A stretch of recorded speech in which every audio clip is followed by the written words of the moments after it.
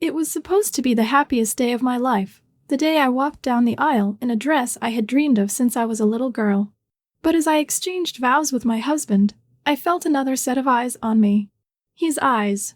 They weren't intrusive or obvious. No one else would have noticed, but I did.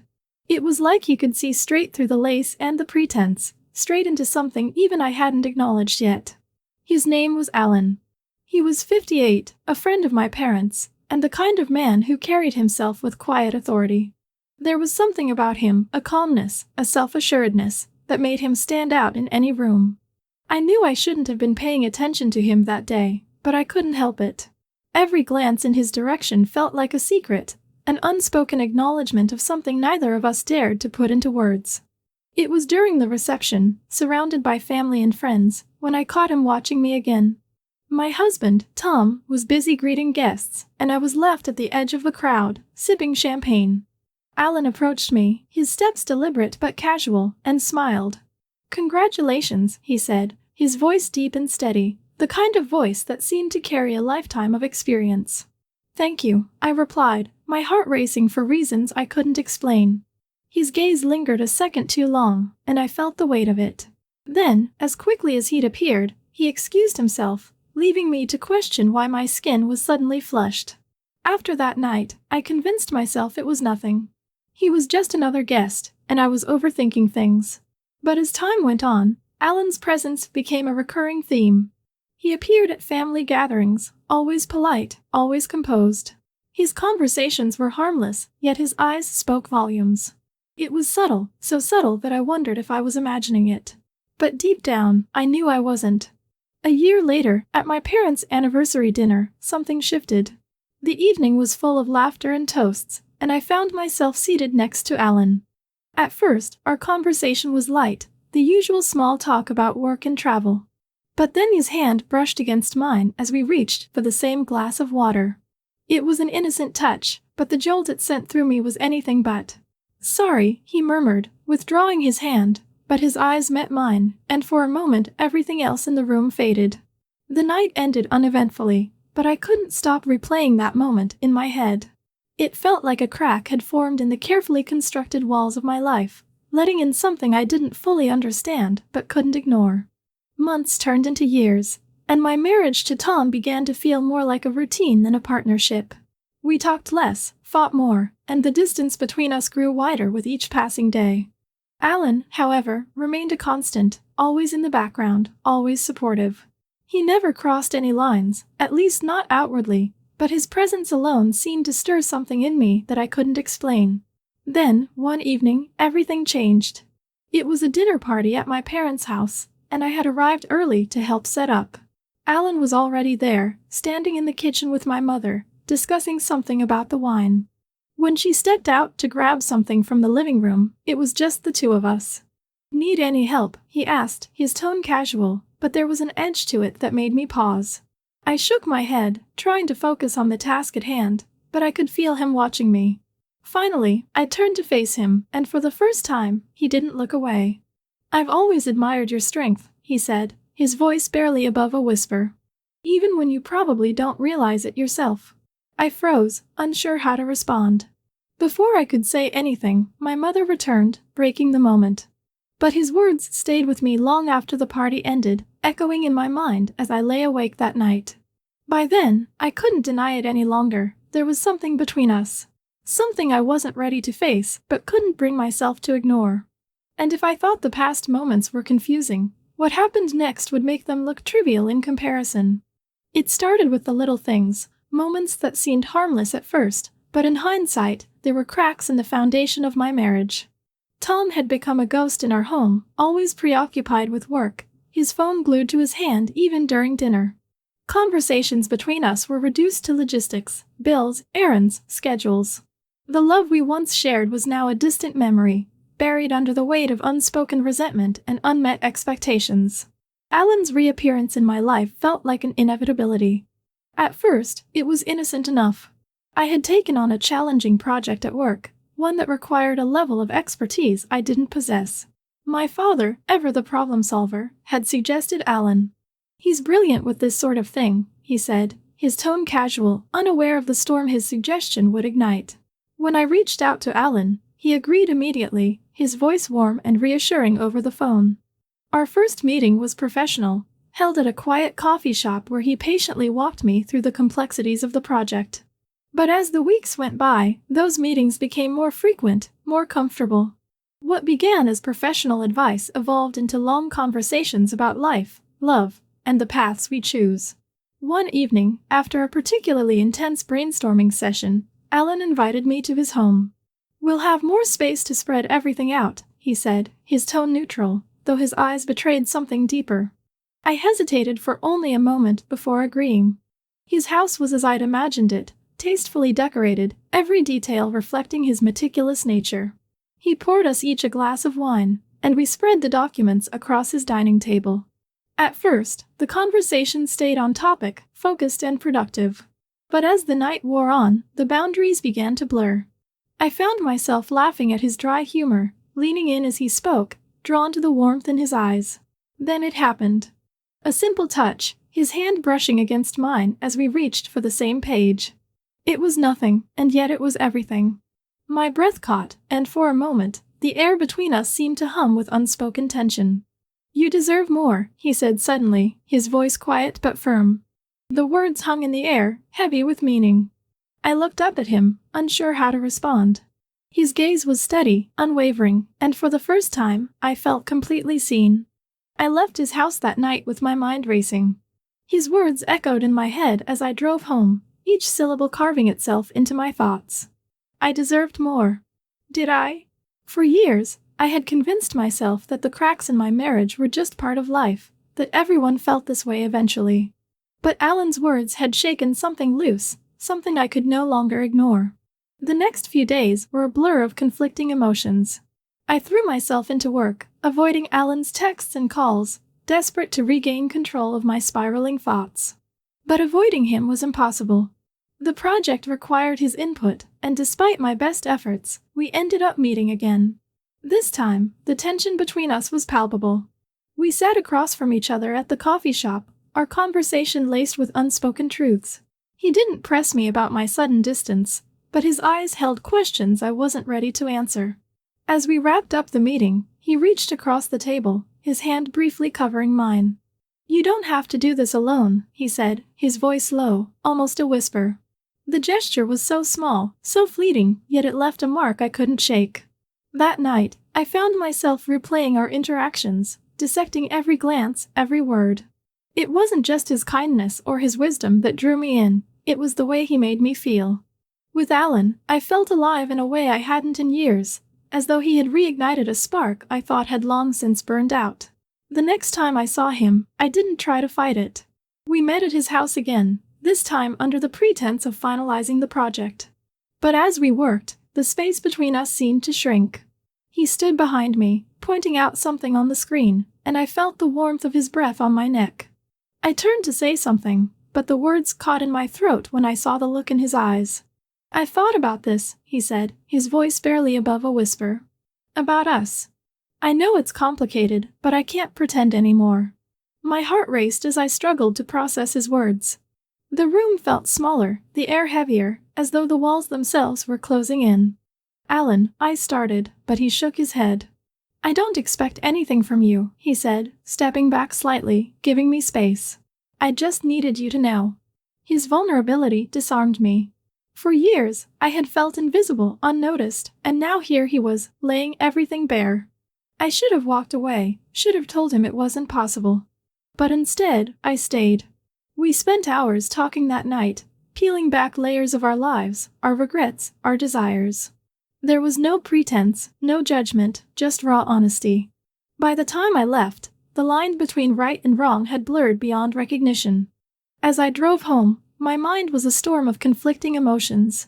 I knew I was standing on the edge of something dangerous, something that could unravel everything I had built. And yet, I couldn't bring myself to turn away. Alan had awakened a part of me I thought was lost forever, and no matter how much I tried to ignore it, I knew I was being pulled toward him. This was more than a passing infatuation, it was a gravitational force, impossible to resist. I didn't know where it would lead, but I knew one thing for certain, My life was about to change in ways I couldn't yet imagine. And trust me, what happens next will leave you speechless.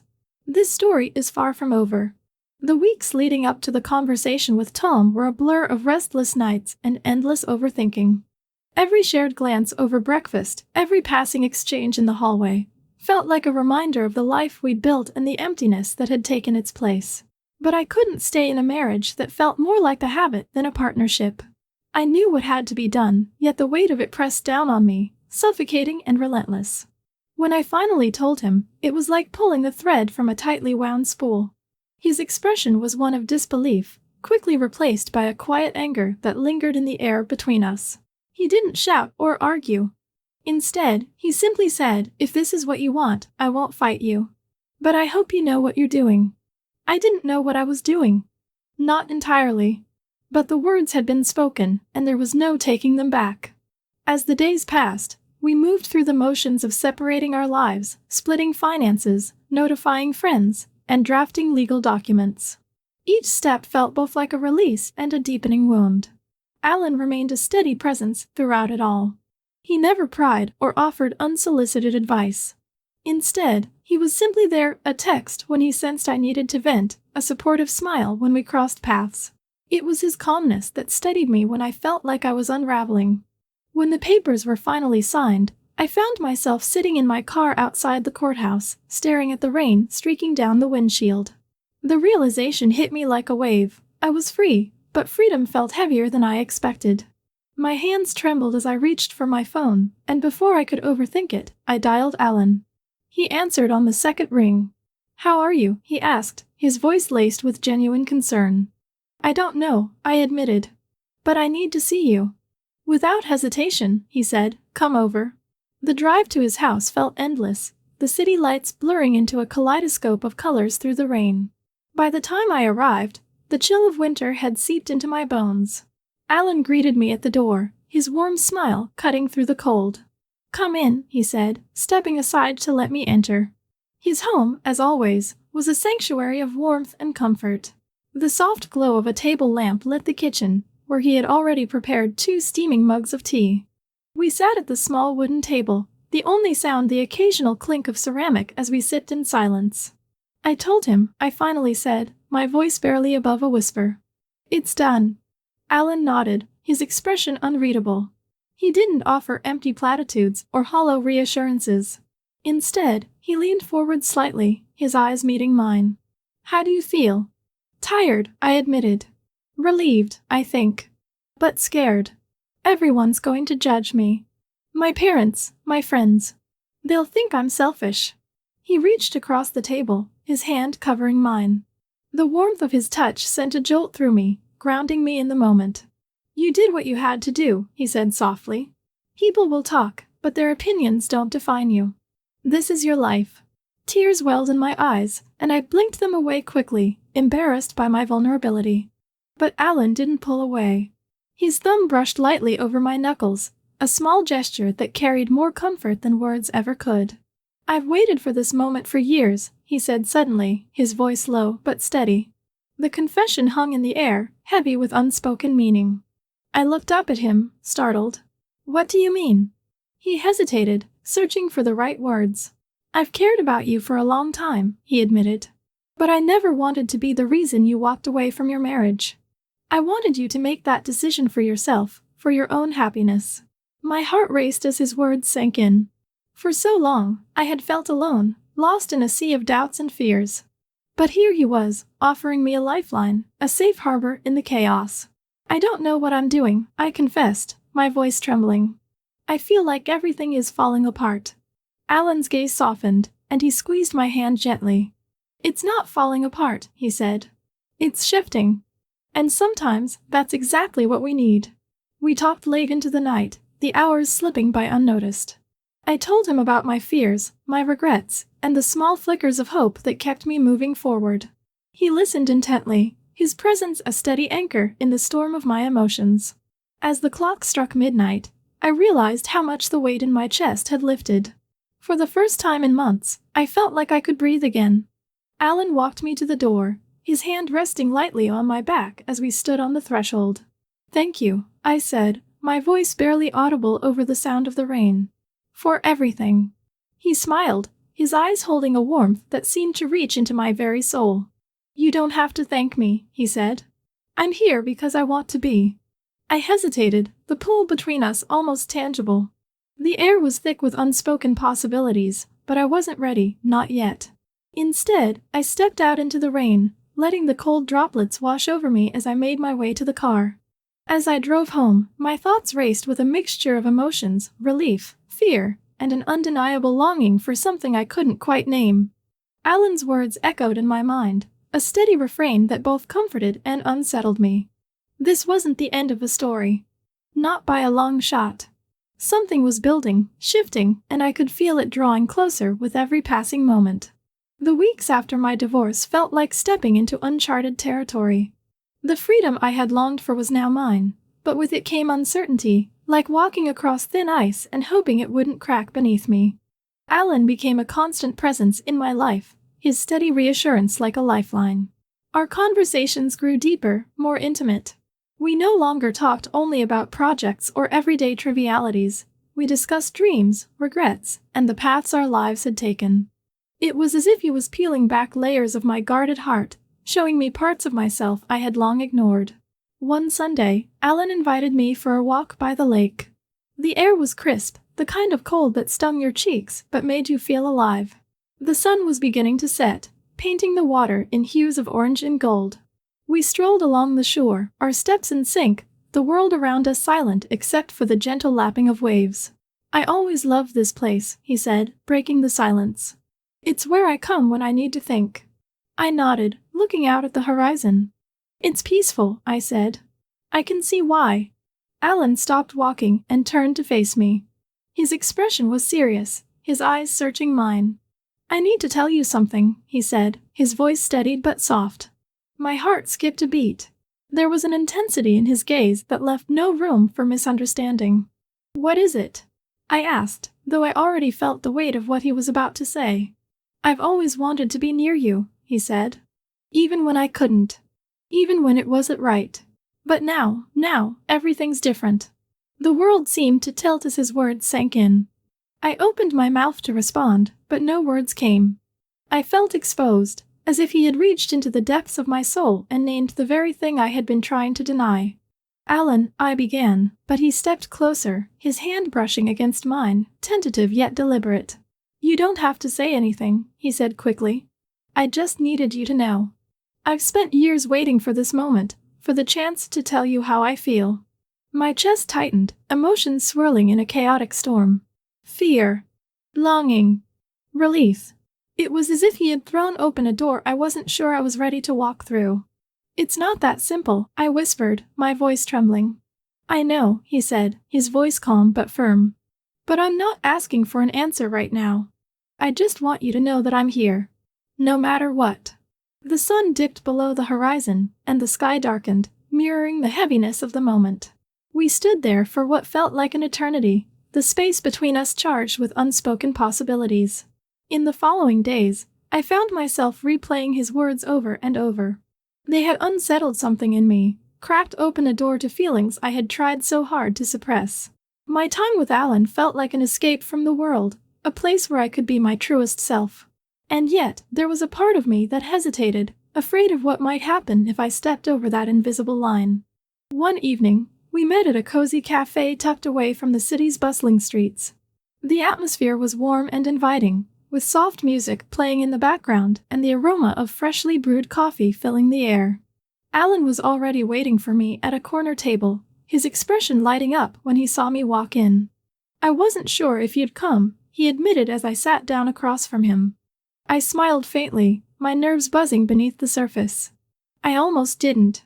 We talked for hours, the conversation flowing effortlessly. But beneath the light-hearted exchanges, there was an undercurrent of something deeper, something unspoken that neither of us could ignore. As the cafe began to empty, Alan leaned forward, his voice dropping to a near whisper. I meant what I said by the lake. I've waited for this, waited for you, for so long. But I also know you've been through so much. I don't want to rush you into anything. I looked down at my hands, his words pulling at the walls I had built around myself. You make it sound easy, I said quietly. It's not, he replied. But some things are worth the risk. The intensity of his words left me breathless. He wasn't just speaking to me, he was speaking to the part of me that had been yearning for connection, for something real. As we left the cafe, the chill of the night air bit at my skin, but Alan's presence beside me felt like a shield against the cold. We walked in silence, the city's quiet hum filling the spaces between us. When we reached my car, I turned to him, my heart pounding. Thank you, I said, my voice barely audible. For what? He asked, his brow furrowing slightly. For being patient, I said. For waiting. His expression softened, a faint smile tugging at the corners of his mouth. You're worth waiting for, he said simply. The weight of his words lingered as I drove home that night. My thoughts were a tangled web of uncertainty and longing. I knew I was standing on the edge of something profound, something that could change everything. But I also knew that stepping forward would mean facing my fears head-on. The next time I saw Alan, it was at the lake again. The air was warmer, a sign that spring was finally approaching. We walked along the shore, the tension between us palpable. This time, there were no confessions, no grand declarations. Instead, there was a quiet understanding, a sense that we were both waiting for the right moment. As the sun set and the sky filled with streaks of pink and purple, Alan reached for my hand. The gesture was so simple, yet it felt monumental. I didn't pull away. Instead, I let my fingers intertwine with his, the warmth of his touch igniting something inside me. I don't want to rush this, he said softly, his eyes fixed on the horizon. But I also don't want to waste any more time. Neither did I. But as I looked at him, the weight of everything that had brought us to this moment pressed down on me. This wasn't just about us. It was about stepping into a future that felt uncertain, yet undeniably right. And as I stood there, hand in hand with Alan, I knew the storm was coming. But for the first time in years, I felt ready to face it. It was a warm spring evening, the kind that carries a sense of renewal and possibility. Alan had invited me over to his house, and we found ourselves sitting on his terrace, the soft glow of lanterns illuminating the space. The air was filled with the faint scent of blooming flowers, and the distant chirping of crickets provided a soothing backdrop. A bottle of wine sat between us, half empty, as we shared stories of our pasts, our fears, and the choices that had led us to this moment. I don't think I've ever felt this, at peace, I said, my voice barely above a whisper. My gaze lingered on the horizon, where the last traces of sunlight were fading into the night. Alan leaned back in his chair, his eyes fixed on me in a way that made my heart race. You deserve peace, he said softly. And so much more. His words hung in the air, heavy with meaning. I felt a sudden urge to say something, anything, to break the tension that had been building between us for weeks. But before I could speak, Alan reached out, his hand brushing against mine. It was a simple gesture, yet it sent a current of warmth coursing through me. I didn't pull away. Instead, I turned to face him, my breath catching as our eyes met.